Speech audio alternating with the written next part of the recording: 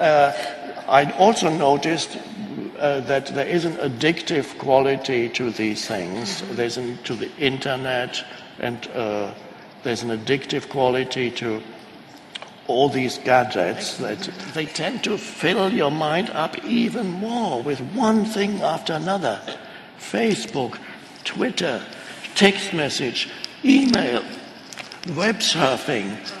It all comes in, and you have to, and the mind reaches there. Whatever thing demands the mind's attention, the mind immediately goes there. And at night, it's wonderful that Ariana said she has a bedroom that is free of devices, and that's a wonderful practice. There you have to create a space. We need some discipline. Otherwise, the technology, which has enormous potential, may destroy us. I don't know, if you look at the children, young children, no longer interacting with their peers, their parents, they don't physical movement. Many become obese at 5 years of age because they don't move anymore, and their mind gets sucked into the devices. And they feel if you take it away from them, they experience enormous pain in the same way that an addict experiences pain when you remove the drug. He goes, give me my iPad, can't live with my iPad. And other attention deficit disorder comes in, can't focus on anything for very long because these gadgets are, one image flashes one after another. So if you want to write a dystopian science fiction novel, dystopian, as you know, meaning a negative utopia, I would suggest write technology. New technology arises. It has an addictive effect. The generation that's growing up grows up with it.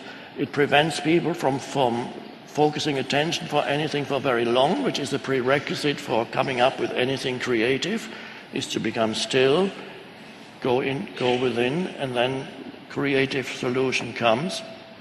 So a generation grows up that is completely out of touch with their inner being. They can no longer find creative solutions to problems because the deeper place where creativity arises is not accessible to them anymore, and 2 or 3 generations later the entire civilization collapses.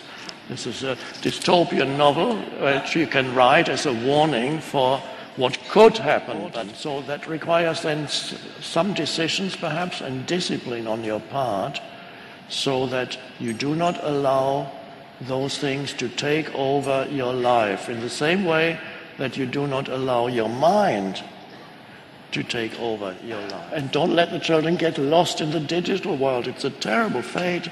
Don't allow the dystopian novel that I just mentioned to become reality.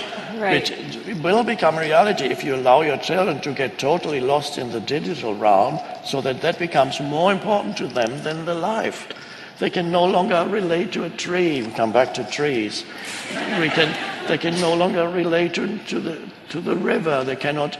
Sensory experience disappears from their lives, and it's all concepts and digital images. So it requires discipline and some kind of, perhaps even a routine, one being what was suggested earlier, not to engage in communication through like emails between a certain time period, whatever it may be, evening and morning, so that at night when you wake up you don't go there. And for your children also create space, only allow them. You probably cannot totally take it away from them because it's in the culture, it's everywhere, but create a structure so that for a certain amount of time